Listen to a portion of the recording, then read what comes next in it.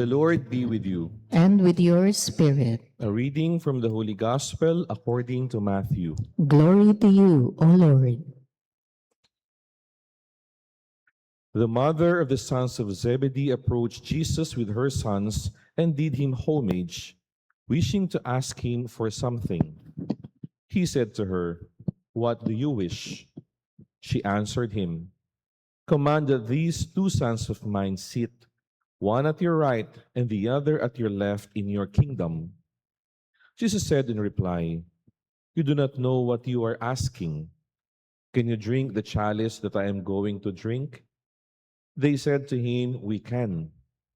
He replied, "My chalice you will indeed drink, but to sit at my right and my left, this is not mine to give, but is for those for whom it has been prepared by my Father." When the ten heard this, they became indignant at the two brothers. But Jesus summoned them and said, "You know that the rulers of the Gentiles lord it over them, and the great ones make their authority over them felt. But it shall not be so among you. Rather, whoever wishes to be great among you shall be your servant. Whoever wishes to be first among you shall be your slave. Just so, the Son of Man did not come to be served, but to serve and to give his life as a ransom for many." Brothers and sisters, the Gospel of the Lord. Praise to you, Lord Jesus Christ. Have you ever looked at an old picture of yourself and then smiled? Sinubukan nyo na bang tumingin sa luma ninyong picture at nakita nyo yung sarili nyo na nakangiti? Why? Perhaps sometimes we ask ourselves, grabe, ako ba talaga yan? Siguro yung fashion mo pa noon, pananamit mo, medyo baduy pa. Iba pa yung styling mo. Marami ka pa sigurong tagyawat noon at napakapayat pa siguro. Maybe you were totally different physically. But what really surprised us is not how we looked in the past, but it is who we were. Ibig sabihin, na-realize natin may nagbago pala sa akin. Hindi lamang physically, but even in terms of character and attitude, may pagbabago sa sarili. And perhaps you were more impatient in the past, you were more selfish, you were more immature. But now you realize, salamat sa Diyos, hindi na ako ganong katulad ng dati. Ibig sabihin, may nagbago. Growth is one of God's greatest miracles. And today, my dear brothers and sisters, as we celebrate the feast of St. James, an apostle, we are being reminded that he changed not because he was naturally good, but because he stayed close to Jesus. Bakit nagbago si St. James? Hindi dahil sa sarili niyang lakas, kundi dahil sumunod siya at nanatili kay Jesus. When Jesus first called James, he was far from perfect. Together with his brother John, he was given the name Boanerges. Ano ibig sabihin? Sons of thunder. Why? Because they had explosive personalities. They were impulsive, they were quick-tempered, in short, mainitin yung ulo. Remember, when a Samaritan village refused to welcome Jesus, James did not respond with patience or mercy. Nung ayaw tanggapin si Jesus, si James ang nagsalita. Hindi niya sinabing, "Oh, let's understand them and pray for them." Hindi yan yung sinabi niya. Ang sinabi ni James, "Lord, do you want us to call down fire from heaven and consume them?" Imagine that. Someone rejects Jesus, and the first reaction of James is to burn the whole village. Ayaw kang tanggapin, Lord, sunugin natin silang lahat. That was the reaction of James. That was the kind of man he was, but that was not the kind of man he remained. Hindi siya nanatiling ganyan. May pagbabago sa buhay niya. Jesus did not become holy overnight. He changed slowly. Day after day, year after year, he walked with Jesus. He listened to him preach. He watched him forgive sinners. He saw him embrace lepers, welcome children, and even pray for those who nailed him on the cross. Nakita at narinig lahat ito ni James. And because of that, meron pong pagbabago sa kanya. He was slowly influenced by Jesus. Without even realizing it, he was being influenced by our Lord. And we become like the people we spend the most time with. Di ba ganyan? Subukan mo sumama sa isang taong mainitin ang ulo. Paggising mo isang umaga, marirealize mo, parang mainitin na rin yung ulo ko. Subukan mo sumama sa tao na mahilig kumain sa fast food. Later on, ang hinahanap mo rin pagkain, fast food. Subukan mong sumama sa tao na masayahin.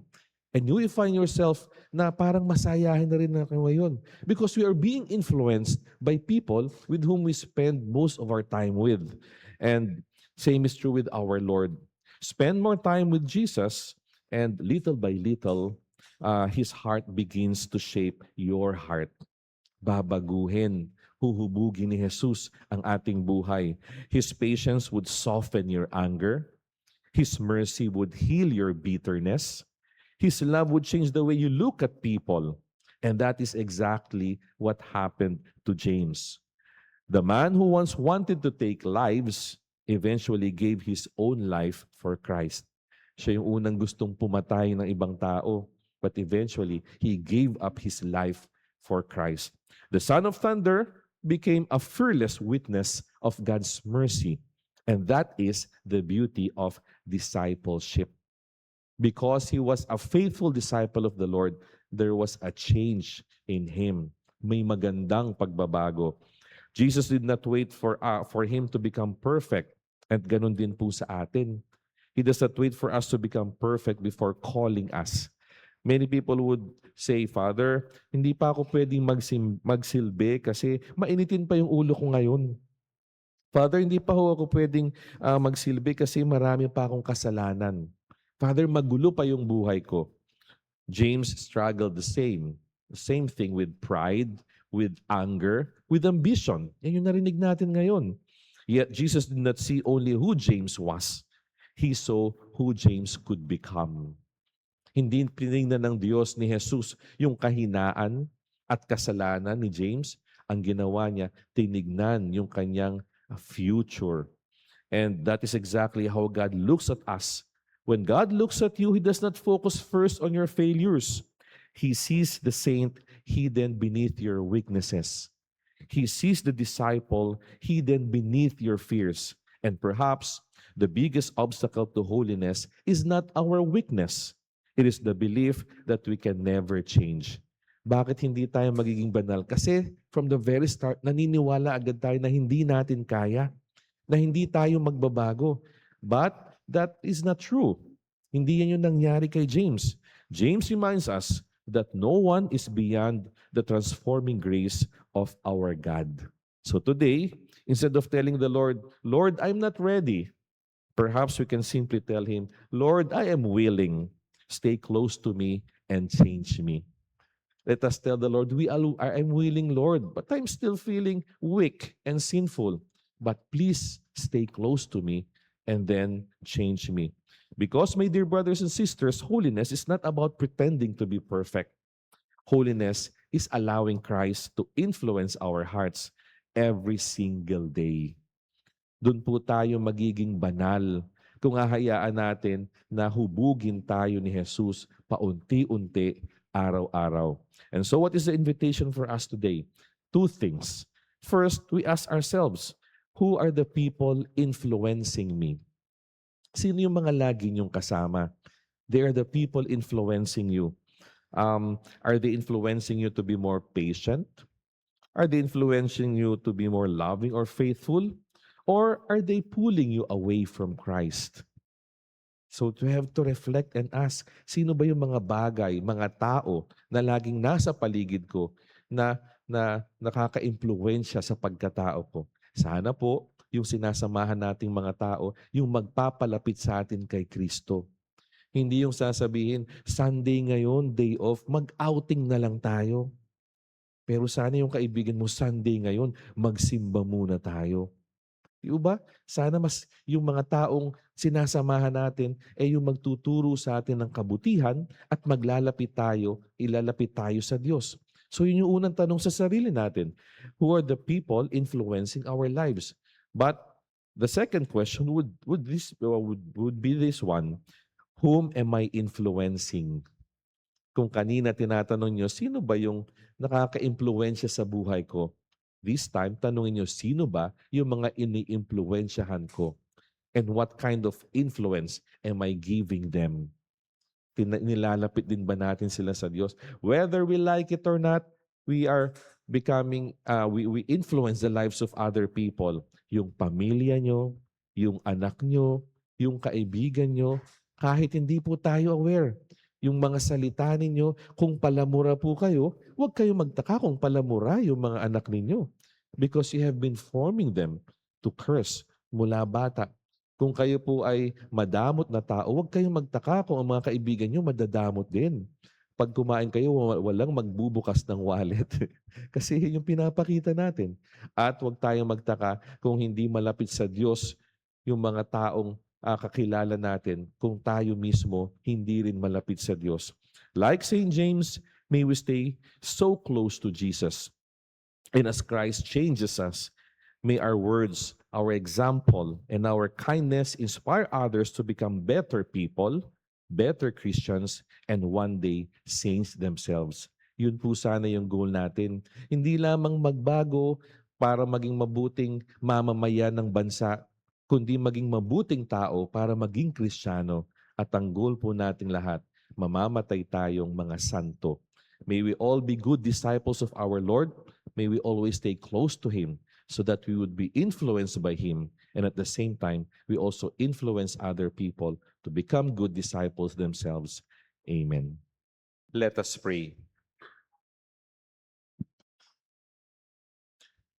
Help us, O Lord, we pray, through the intercession of the blessed Apostle James, on whose feast day we have received with joy your holy gifts. Through Christ our Lord. Amen.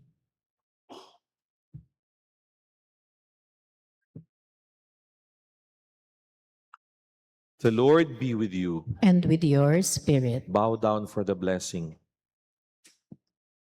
May God, who has granted you to stand firm on apostolic foundations, graciously bless you to the glorious merits of the Apostle James.